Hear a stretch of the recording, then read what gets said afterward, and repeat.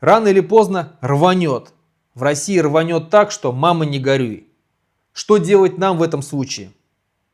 Нам придется защищать самих себя. Нам не стоит надеяться на эту продажную и трусливую власть. Вот буквально тоже на днях произошло событие в Тюмени, где молодые люди идут по улице и кричат: «Россия для русских», «Тюмень для русских», что это русский город. Россия для русских, Тюмень не для хачей. А ну-ка, давай-ка, отсюда. Россия для русских, Тюмень не для хачей. Тюмень — это всегда была столица сибирского ханства, сибирских татар.